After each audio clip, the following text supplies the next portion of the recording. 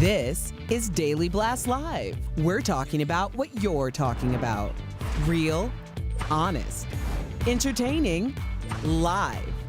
DBL starts right now. 3, 2. Thank you, David. Welcome to DBL, everyone. It's Monday, August 2nd. It's good to see you. I'm Tori. I'm here with Lindsay and Al. What's going on? Everyone looks fresh. Hey. Let's get to the stories because I'm sure a lot of you, including our panel here, have seen what's happening with our COVID rate. So we're going to talk about this. According to the CDC, the U.S. reported more than 100,000 new cases on July 30th alone. It's the highest since February, showing that, yes, this pandemic is not over. More than 21,000 cases were reported in Florida alone in one day. And the state also broke a record for hospitalizations. But we do have good news. That's why you turn to us. The CDC says about 99.999% of fully vaccinated Americans have not had a breakthrough case that put them in the hospital, proving that the vaccines are effective at preventing you from getting seriously ill. So I don't want to start on Bummertown, right? I don't want to drive to Bummertown. I want us to be clear about the facts, not have fear. If you're vaccinated, this is really good news to hear that it's working. If not, perhaps you want to look into that. Al, what do you think? I mean, this is what is kind of to be expected. Everybody has a personal decision to make, but that personal decision you make not only affects you and affects your community and the people in your household, but the greater good, all of us. People get on planes, people go to events and spread it. So, I mean, this is what's to be expected unless we mandate it, which we're not. Which I want. Which you want, but I do think what we might start seeing is enough businesses start to do it where it's basically mandated. Like if Walmart and Target and the big box stores start to do it, I feel like they have a much bigger pull on our society than the government does. And I think the conversations for me anyway over the whole weekend and last week have been like, what do the next few months look like? Are we going to shut down? Whether it's been conversations with the hospital that I'm delivering at, or are you freaking out? Not really, because I think that, you know, it's just going to go, it's either going to be the one person in the room or two. The hospitals weren't open to like anyone can come visit at any time. They still were like pulled back. And so I think it was a weird choice that you picked me over Colin and your mom. Yeah, I had to decide. It was a rough choice. And I was like, Al, Can Colin, you imagine? so you're my second person if the hospitals do open back up. He shows up in a onesie. He's like, what up, Lizzie? But I think, no, really, a lot of people are having these conversations. So to hear that, you know, we are moving forward and if you're vaccinated, you still can kind of move freely, that's a sigh of relief. But also to know that the numbers are going to keep increasing at this level with people who are not getting vaccinated is obviously frustrating because it affects people that are just trying to do things like have a baby. Yeah, and people have a baby or trying to have a wedding or go on vacation. Right. Everyone's like, what are we going to do next? Well, we'll keep you informed. But remember, no fear, just facts right here. As COVID cases. There's a section on the pandemic. There's a little fear. It's a drop. It's like a drop of fear. You kind of like ruined that moment. Yeah, I know. Thanks. Okay, so as COVID cases are spiking in some areas, the city of Chicago, welcome back Lollapalooza. I'm sure some of y'all seen this. Lindsay, have you? The music festival was canceled last year, but over the weekend, about 100,000 people packed into Grant Park for the 4-day event. Here's what they had to show proof of. They had to show that they were vaccinated or show a negative COVID test within the last 72 hours. As you can see, many were not wearing masks, but if you were not vaccinated, you were required to wear one. So again, if you weren't vaccinated, you could still go, but you just had to wear a mask. Musician Questlove retweeted. And who enforced that? Exactly. This is Questlove retweeting the image of a woman wearing a mask surrounded by thousands of unmasked people. He captioned it, "This is an album cover." So I think this is frustrating because we praised and watched all of the athletic games that happened over the last year that got more crowded, and we were like, okay, we're back outside. And these tickets went on sale on May 19th, and that's when the lineup was announced. And so people were really excited at that time. I think that's around the time Joe Biden was like, okay, July 4th, we're back outside. Right. So people bought tickets for concerts. Artists thought about ways to making money when they haven't made money last year performing live basically at all. And now we're bashing them for going to this event that they've been looking forward to for months.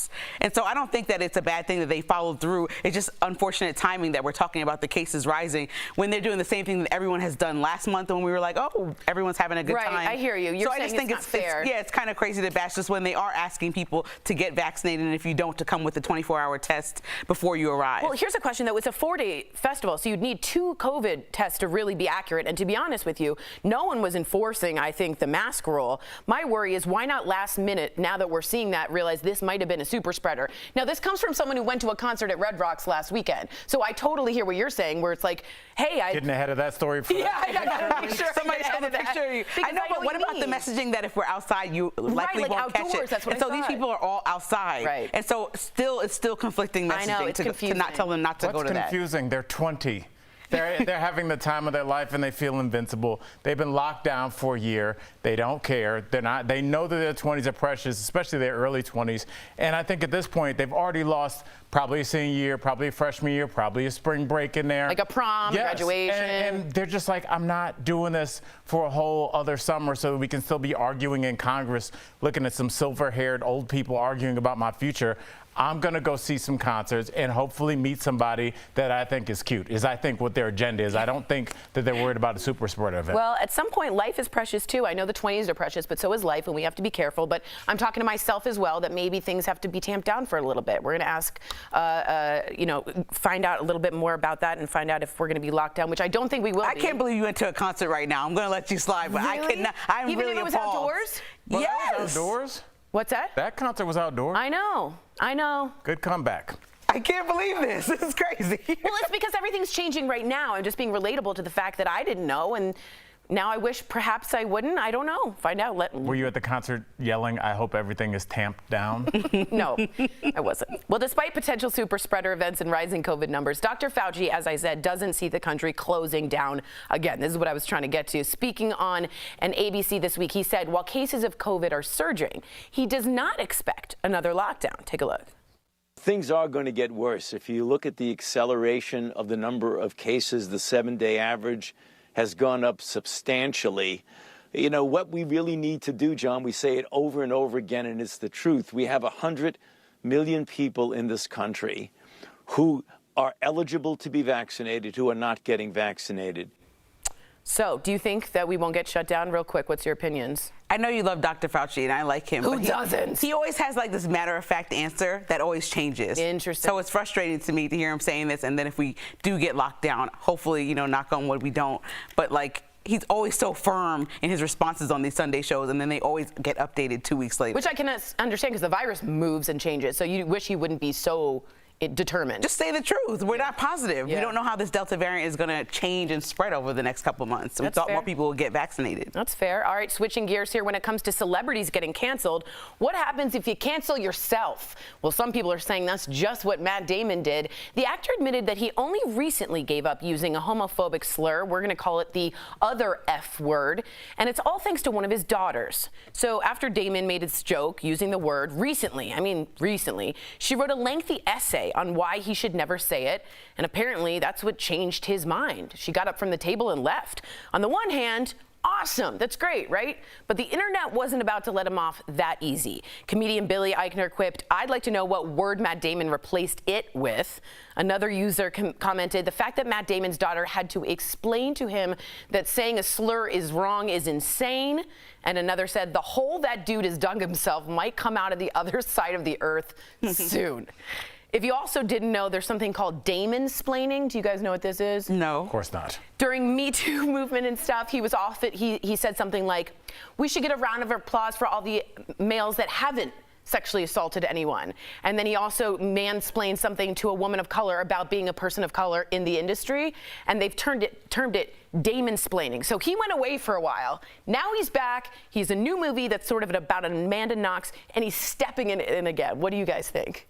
Why would he tell on himself? Nobody called for this information. And also weird. now it's just like, I remember my leniency is for younger people that want to learn and grow. This is a grown man with children that are grown enough to In tell him about Hollywood. himself. Yeah, like that's Filled with gay people. Right. What are you doing? Yeah, but I think it's probably easier for young people. First of all, this made me think about Liam Neeson. Remember his situation where he said when he was younger, he had a friend that was assaulted. So he's just walking the streets with a stick looking for any black man, and everybody's like, "Liam, come Chill on." out, dude. It reminds me of that. And you know, we have to be honest about where Matt grew up in Boston. Dude, At that, I'm not accepting this. Look, I'm just telling you what it is. And as a person that was on basketball courts and hung around with dudes, lived in the Northeast for a while, like I lived in Providence, Rhode Island, that word, I can't even imagine when he was growing up, was just used as an adjective to describe your friend not finishing his beer. It's just the way people talked. It is disgusting. It is reprehensible. It has been canceled from our culture, but that word is hardwired into a certain generation of people, especially from that region of the country. So the fact that he's admitting it, almost like the Papa John's guy that admitted he hadn't used the N-word in 20 months, everybody's like, "Stop talking." It's just a weird thing, but this is how some people talk. I completely disagree with you. You don't agree that people talk like that? I agree with people talk like that. I think Matt Damon did Good Will Hunting. If someone can look it up, at like 20-something. He went into Hollywood. He's been around and married his makeup artist. He's been around a lot of artists, a lot of gay people. At some point before 2021, you gotta know the F word is canceled. It's incredibly forbidden within that culture, specifically the arts community. How did he think this was gonna turn out? But what about his friend group? His friends probably talk like that. His guys from the neighborhood? That might be true, but I think he knows better. It's not pleasant. It's just that's how people talk. Yeah, well, surprised me. Interesting. Letting me know what y'all think. Coming up on DBL, an unstoppable athlete who competed in the track and field trials, 18 weeks pregnant. You don't want to miss her remarkable story. Lindsay, what are you doing? nothing. Nothing like that. Simone Biles, she's back. DBL Nation, what do you think of her returning for one final competition? Closed captioning provided by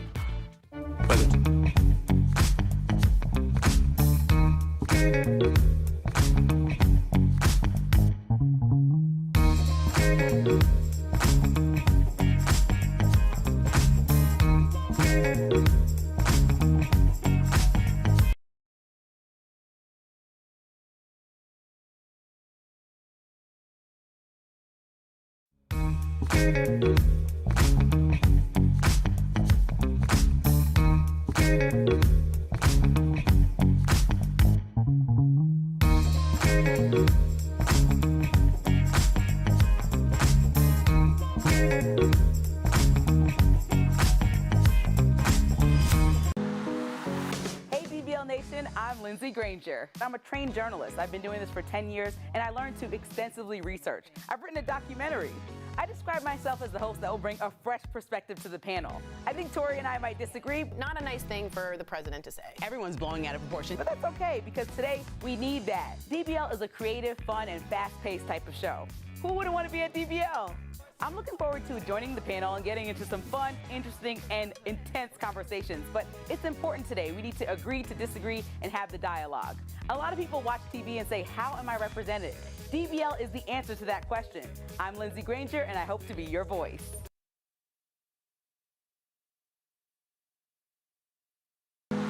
What's up, DBL Nation? Al Jackson here. I'm the host that brings a little bit of levity to the panel. Let's be honest, things get a little serious. Sometimes you gotta break that up with a little humor. That's where I come in. Why can't you be an adult and be uncomfortable for a few hours? It's all right. Something viewers might not know about me, I have a degree in biology. I know, it's weird. I wasted my money.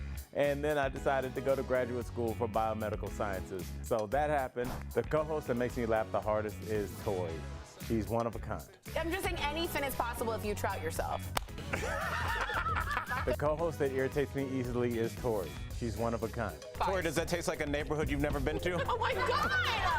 DBL is bold. DBL is unfiltered. DBL is uncensored. DBL is slightly censored.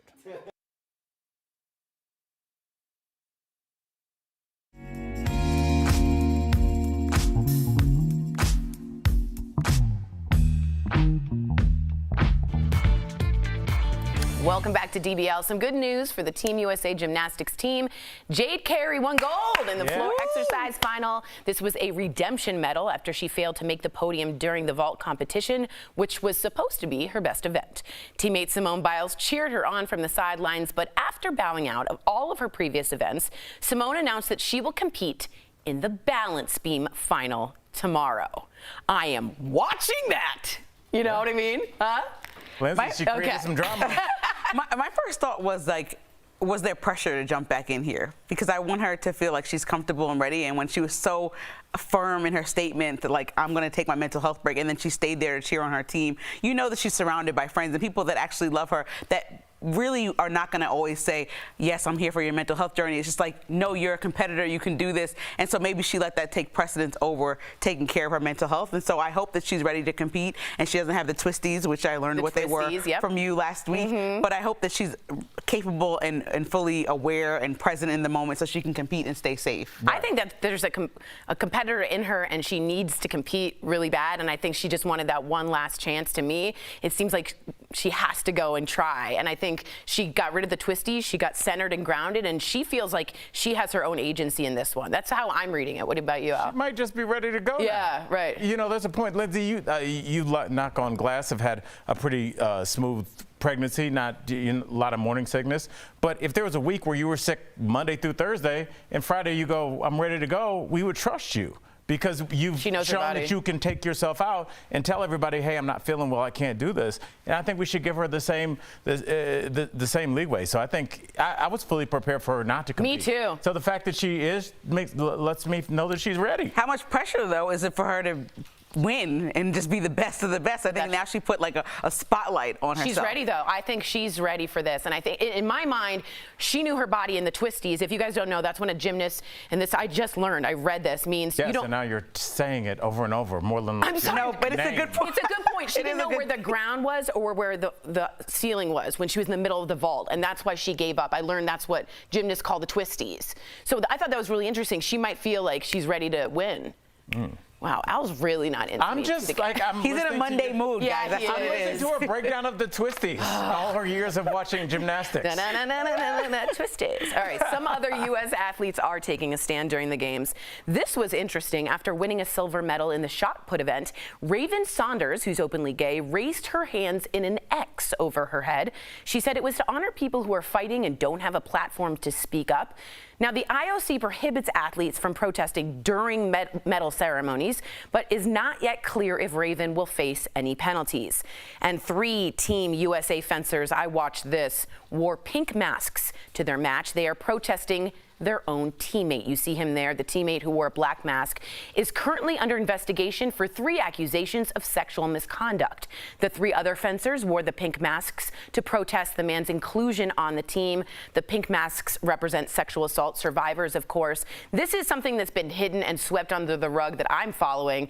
They had a whole airplane separate for him to not be around women. They had a special team for him so that he could avoid having to be around people because of these accusations. Now, again, it's all alleged, but Sha'Carri Richardson smoked some weed and she's out.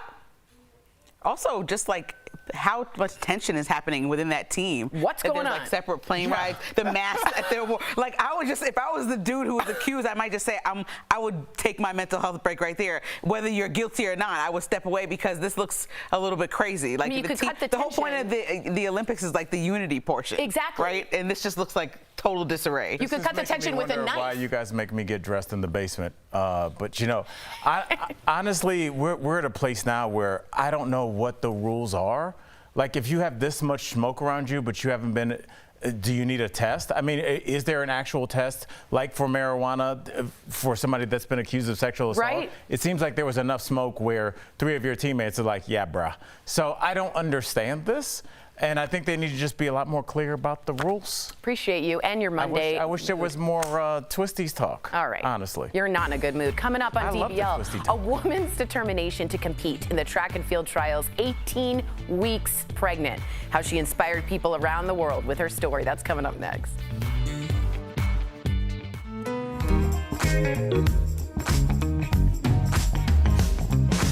Delta variant continues to race across the U.S., but what makes this COVID mutation more dangerous? Let's connect the dots.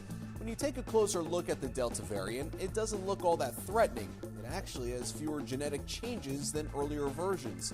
But what it does have makes it very good at spreading from person to person. That includes creating an incubation period of 4 days instead of 6, so people are contagious earlier. That means people infected with Delta on average pass it to 6 other people instead of the 2 to 3 people infected by people with the original version. So what mutations does Delta have?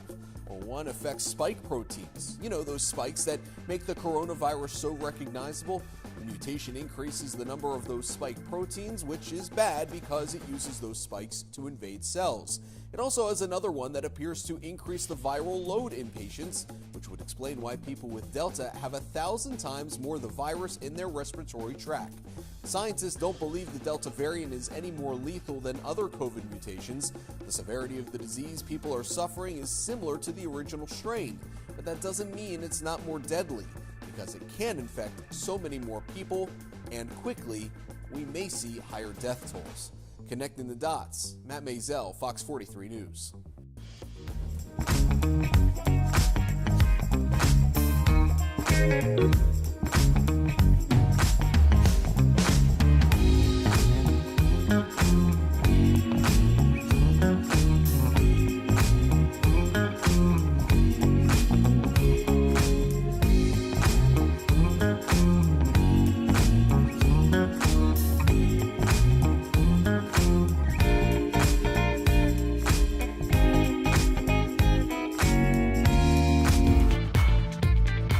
Welcome back to DBL. It's a summer games event you've probably never heard of. It's called the Heptathlon. It's 7 track and field events completed in over 48 hours, and I want no part of it. It takes a special kind of competitor to muster that kind of endurance to make it through, and that's why Lindsay Flock's appearance is that much more amazing. That's in today's Strong Women series.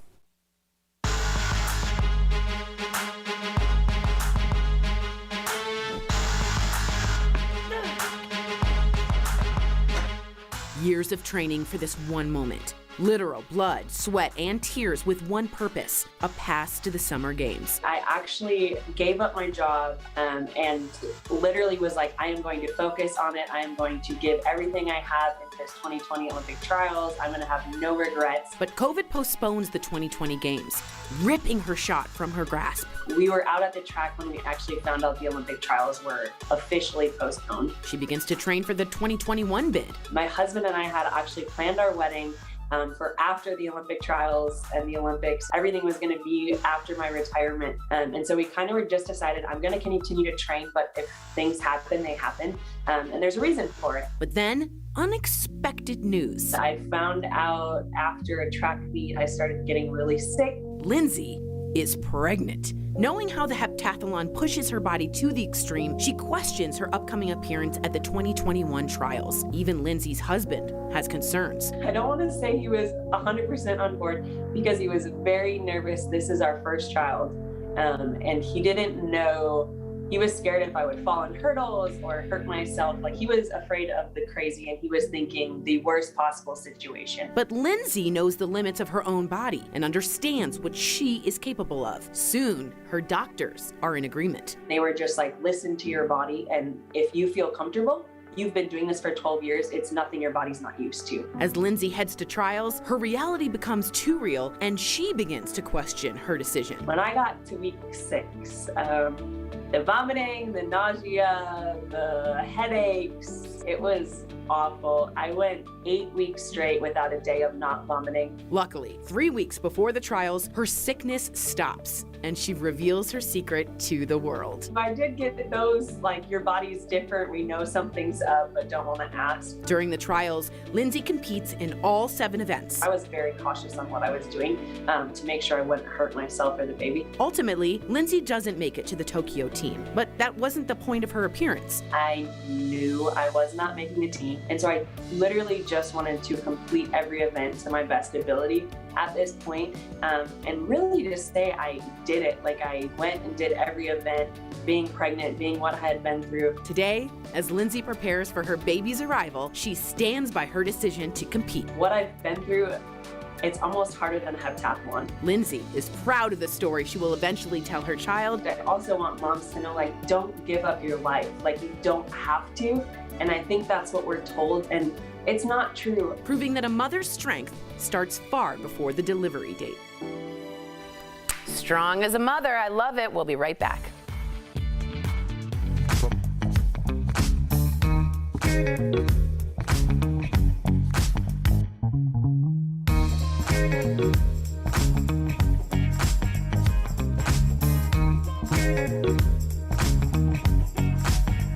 Walk into your favorite store and you'll see a wall of choices to protect your skin from the sun.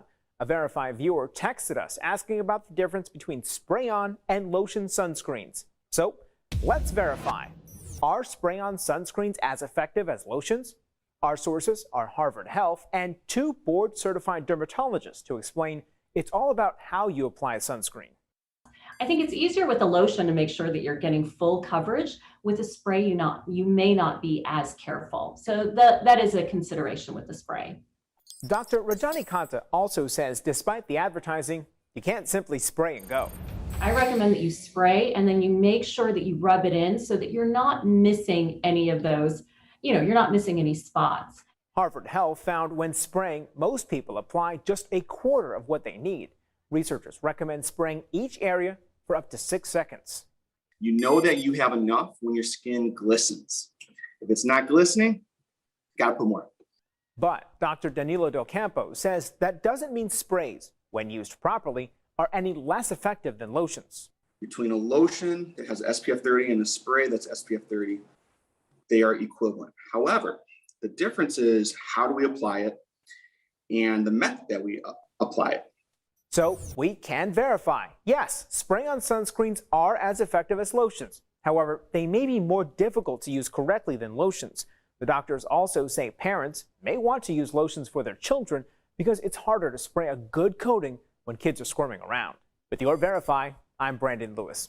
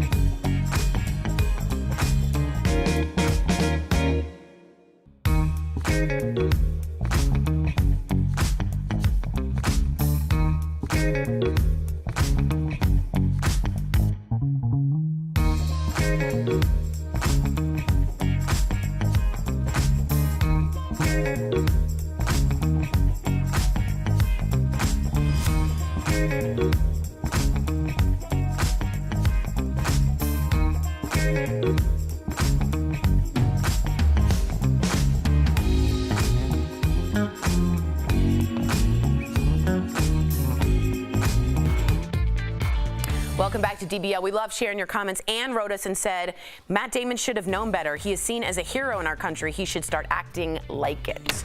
Ooh, DBL's new every day. We'll see you same time, same place tomorrow.